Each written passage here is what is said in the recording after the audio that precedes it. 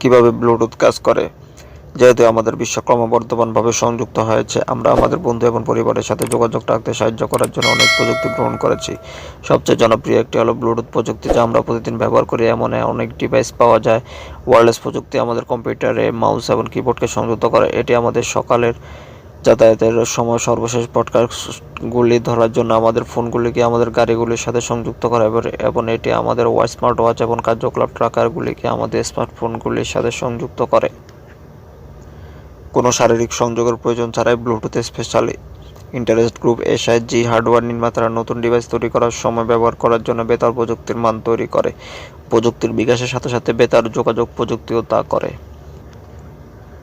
Bluetooth সংযোগ। বেতার যোগাযোগ এমন একটি সাধারণ ঘটনা। আমাদের অনেকের অফিস এবং বাড়িতে ওয়াইফাই ইন্টারনেট সংযোগ রয়েছে, কিন্তু ব্লুটুথ ডিভাইসগুলি একটি ওয়্যারলেস রাউটারের মতো একটি মধ্যবর্তী ডিভাইসের মাধ্যমে ট্রাফিক পাঠানোর পরিবর্তে একে অপরের সাথে সরাসরি যোগাযোগ করে।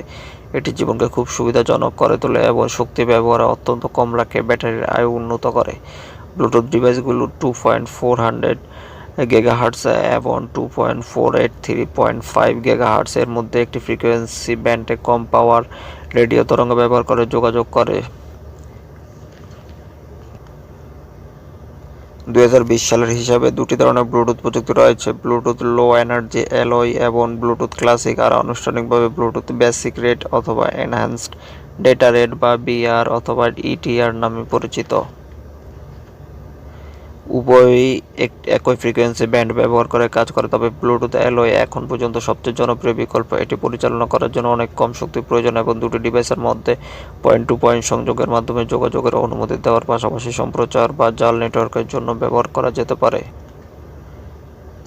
ক্লাসিক ব্লুটুথ প্রযুক্তি।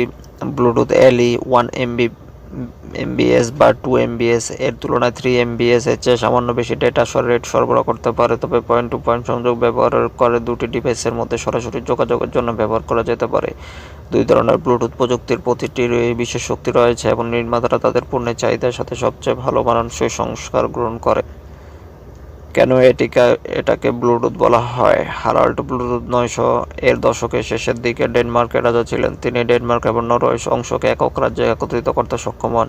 তারপর ডেনমার্কে খ্রিস্ট ধর্মের প্রবর্তন করেন। তিনি তার পিতামাতার স্মরণে একটি বড় স্মৃতিস্তম্ভ জেলিং রুনে স্টোন রেখে গেছেন। তিনি 986 সালে তার ছেলে সেভেন ফল্ক বিয়ার্ডের সাথে যুদ্ধের সময় নিহত হন। স্ট্যান্ডার্ডের জন্য এই নামটি নির্বাচন করা ইঙ্গিত দেয় যে নর্ডিক অঞ্চলের কোম্পানিগুলো ডেনমার্ক, সুইডেন, নরওয়ে এবং ফিনল্যান্ড সহ যোগাযোগ শিল্পের জন্য কতটা গুরুত্বপূর্ণ। যদিও এটি প্রযুক্তি কিভাবে কাজ করে সে সম্পর্কে সামান্য কিছু বলে। ব্লুটুথ প্রযুক্তি কিভাবে কাজ করে?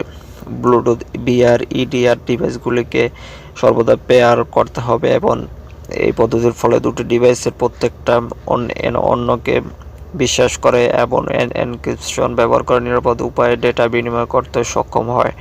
যখন ব্লুটুথে বিআর অথবা ইডিআর ডিভাইসগুলি একে অপরের সীমার মধ্যে আসে, তখন একটি ইলেকট্রনিক কথোপকথন হয় যে তারা একে অপরকে বিশ্বাস করে কিনা এবং ভাগ করার জন্য ডেটা আছে কিনা তা নির্ধারণ করতে ব্যবহারকারীকে সাধারণত একটি বোতাম টিপতে বা কমান্ড দিতে হয় না। ইলেকট্রনিক কথোপকথন স্বয়ংক্রিয়ভাবে ঘটে। একবার কথোপকথনটি হয়ে গেলে ডিভাইসগুলি সেগুলি একটি কম্পিউটার সিস্টেমের অংশ হোক বা একটি স্টিয়ারিং ও একটি নেটওয়ার্ক গঠন করে। ব্লুটুথ এলই ভিন্নভাবে কাজ করে। তাদের মধ্যে একটি বিশ্বস্ত সম্পর্ক তৈরি করার জন্য ডিভাইসগুলিও জোড়া হতে পারে, কিন্তু সব ধরনের পণ্যের জন্য এটির প্রয়োজন হয় না। একটি ব্লুটুথ এলই ডিভাইস যা আবিষ্কার করতে চায় বিজ্ঞাপন নামক একটি প্রক্রিয়া, বিশেষ বার্তা বিজ্ঞাপনের প্যাকেটগুলিতে বিজ্ঞাপন ডিভাইস সম্পর্কে দরকারি তথ্য থাকে। অন্য একটি প্রযুক্তির ডিভাইস বিজ্ঞাপনের প্যাকেটগুলির জন্য স্ক্যান করে শুনতে এবং প্রযুক্তির ডিভাইসগুলি থেকে বেছে নেওয়ার মাধ্যমে বিজ্ঞাপন ডিভাইসটি খুঁজে পাবে। সাধারণত স্ক্যানিং তখনই ঘটে যখন ব্যবহারকারী একটি স্মার্টফোন অ্যাপ্লিকেশনে একটি বোতাম টিপে এটিকে ট্রিগার করে। সাধারণত ব্যবহারকারীকে তারপর আবিষ্কৃত উপযুক্ত ডিভাইসের বিবরণ দিয়ে উপস্থাপন করা হয় এবং তারপরে সংযোগ করার জন্য একটি নির্বাচন করা হয়। ব্লুটুথ পেরিফেরালগুলি যেমন একটি অ্যাক্টিভিটি ট্র্যাকার এবং একটি স্মার্ট ওয়াচ যা একই কেন্দ্রীয় ডিভাইসের সাথে সংযুক্ত থাকে, যেমন একটি স্মার্টফোন। একটি ব্যক্তিগত এরিয়া নেটওয়ার্ক পিএএন বা পিকোনেট গঠন করে, যা একটি সম্পূর্ণ বিল্ডিং পূর্ণ করতে পারে, যা আপনার পকেটে থাকা স্মার্টফোন এবং আপনার কবজিতে থাকা ঘড়ির মধ্যে দূরত্বের বেশি নয়। একবার একটি পিকোনেট প্রতিষ্ঠিত হলে এর সদস্যরা একত্রে রেডিও ফ্রিকোয়েন্সিগুলিকে হপ করে যাতে তারা একে অপরের সাথে যোগাযোগ রাখে এবং অন্যান্য ব্লুটুথ পিকোনেটগুলোতে হস্তক্ষেপ করাতে পারে, যেগুলো একই করে বা অন্যান্য বেতার প্রযুক্তি যেমন ওয়াইফাই ব্যবহার করা ডিভাইসে কাজ করতে পারে। ব্লুটুথ প্রযুক্তি এমনকি কোনো রেডিও চ্যানেলগুলি ভালোভাবে কাজ করছে এবং কোনোটি হস্তক্ষেপের সম্মুখীন হচ্ছে তা শিখতে পারে, যাতে এটি গতিশীলভাবে খারাপ চ্যানেলগুলি এড়াতে পারে এবং শুধুমাত্র হস্তক্ষেপ থেকে মুক্ত চ্যানেলগুলি ব্যবহার করতে পারে। অভিযোজিত ফ্রিকোয়েন্সি হপিং নামে পরিচিত এই প্রক্রিয়াটি ব্লুটুথ ডিভাইসগুলোকে সত্যি ভালোভাবে কাজ করতে দেয়, এমনকি এমন পরিবেশও যেখানে প্রচুর পরিমাণে ওয়্যারলেস ডিভাইস কাজ করে। Bluetooth range. যদিও অনেকে ব্লুটুথকে প্রাথমিকভাবে একটি স্বল্প পরিসরের প্রযুক্তি বলে মনে করেন, তবে এটি ডিভাইসগুলোকে 1 কিলোমিটার 3280 ফুট থেকেও বেশি দূরে সংযুক্ত করতে ব্যবহার করা যেতে পারে। প্রকৃতপক্ষে অনেক ধরনের পণ্য যেমন ওয়্যারলেস হেডফোনের জন্য ডিভাইসের যোগাযোগের পরিসর খুব ছোট হওয়া প্রয়োজন, কিন্তু যেহেতু ব্লুটুথ প্রযুক্তি খুবই নমনীয় এবং অ্যাপ্লিকেশনের প্রয়োজনে কনফিগার করা যায়, নির্মাতারা তাদের ডিভাইসে ব্লুটুথ সেটিংস সামঞ্জস্য করতে তাদের প্রয়োজনীয় পরিসীমা অর্জন করতে, যখন একই সময় ব্যাটারির আয়ু সর্বোচ্চ করা যায় এবং সিগন্যালের সর্বোত্তম মানের অর্জন করা যায়। বেশ কয়েকটি কারণ ব্লুটুথ ডিভাইসের পরিসরকে প্রভাবিত করে। Radio spectrum. ব্লুটুথ প্রযুক্তির ফ্রিকোয়েন্সি ব্যান্ড এটিকে বেতার যোগাযোগের জন্য একটি ভালো পছন্দ করে তোলে। শারীরিক স্তর পিএসওয়াই। রেডিওটি কীভাবে ডেটা প্রেরণ এবং গ্রহণ করতে ব্যবহৃত হয় তার কিছু মূল দিকগুলোকে সংজ্ঞায়িত করে, যেমন ডেটা রেট, কীভাবে ত্রুটি শনাক্তকরণ বা সংশোধন করা হয়, হস্তক্ষেপ সুরক্ষা এবং অন্যান্য কৌশল যা বিভিন্ন রেঞ্জের সংকেতের স্পষ্টতাকে প্রভাবিত করে। রিসিভার সংবেদনশীলতা। ন্যূনতম সংকেত শক্তির পরিমাপ, যেখানে একজন রিসিভার এখনও ডেটা গ্রহণ করতে এবং সঠিকভাবে ডিকোড করতে পারে। ট্রান্সমিশন পাওয়ার। আপনি যেমন আশা করতে পারেন, প্রেরিত সংকেত শক্তি যত বেশি হবে তত বেশি পরিসর অর্জন করা যেতে পারে, কিন্তু ট্রান্সমিশন পাওয়ার বাড়ালে আপনার ব্যাটারিও দ্রুত শেষ হয়ে যাবে। অ্যান্টেনা লাভ।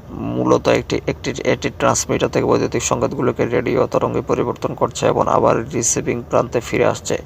পথের ক্ষতি। দূরত্ব, আর্দ্রতা এবং এটি যে মাধ্যমে ভ্রমণ করে, যেমন কাঠ, কংক্রিট বা ধাতু সহ বেশ কয়েকটি কারণ সংকেতকে দুর্বল করে দিতে পারে। সাম্প্রতিকতম ব্লুটুথ প্রযুক্তি আপডেটগুলোর মধ্যে একটি রিসিভার সংবেদনশীলতা উন্নত করতে ফরওয়ার্ড ত্রুটি সংশোধন এফইসি নামে একটি কৌশল চালু করেছে।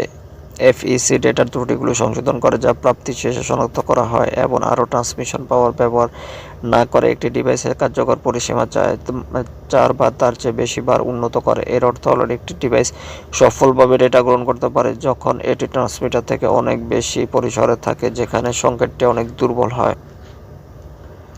ব্লুটুথ নিরাপত্তা। ব্লুটুথ প্রযুক্তির মধ্যে বেশ কিছু নিরাপত্তা ব্যবস্থা রয়েছে যা এমনকি সবচেয়ে কঠোর নিরাপত্তার প্রয়োজনীয়তা, যেমন federal information processing standard FIPS এর অন্তর্ভুক্ত। একটি নতুন ডিভাইস সেট আপ করার সময় ব্যবহারকারীরা সাধারণত পেয়ারিং নামে একটি প্রক্রিয়ার মধ্য দিয়ে যায়, যা পেয়ার করা প্রতিটি ডিভাইসকে বিশেষ নিরাপত্তা কি দিয়ে সজ্জিত করা এবং তাদের একে অপরকে বিশ্বাস করে। একটি ডিভাইস যার জন্য পেয়ারিং প্রয়োজন তা অন্য ডিভাইসের সাথে সংযুক্ত হবে না যার সাথে এটি পেয়ার করা হয়নি। এই নিরাপত্তা কিগুলি ব্লুটুথ প্রযুক্তিকে বিভিন্ন উপায়ে ডেটা এবং ব্যবহারকারীদের রক্ষা করার অনুমতি দেয়। উদাহরণস্বরূপ, ডিভাইসগুলির মধ্যে আদান প্রদান করা ডেটাকে এনক্রিপ্ট করা যেতে পারে যাতে এটি অন্য ডিভাইসগুলো পড়তে না পারে। এটি এমন ঠিকানাকে অনুমতি দিতে পারে যা একটি ডিভাইসের পরিচয় হিসাবে কাজ করে এবং যেটি ওয়্যারলেস ডেটা এক্সচেঞ্জে অন্তর্ভুক্ত থাকে। প্রতি কয়েক মিনিটে ছদ্মবেশ এবং পরিবর্তন করা হয়। এটি ব্যবহারকারীদের তাদের ব্যক্তিগত ইলেকট্রনিক ডিভাইস দ্বারা প্রেরিত ডেটা ব্যবহার করে ট্র্যাক হওয়ার ঝুঁকি থেকে রক্ষা করে। ওয়াইফাই এবং ব্লুটুথের মধ্যে পার্থক্য কি? ওয়াইফাই এবং ব্লুটুথ উভয় ডিভাইসগুলোকে সংযুক্ত করার জন্য বেতার প্রযুক্তি, তবে যখন ওয়াইফাই প্রাথমিকভাবে ডিভাইসগুলোকে ইন্টারনেটের সাথে সংযুক্ত করতে ব্যবহৃত হয়, তখন ব্লুটুথ স্বল্প দূরত্বে ইলেকট্রনিক ডিভাইসগুলোতে ডেটা স্থানান্তর করতে ব্যবহৃত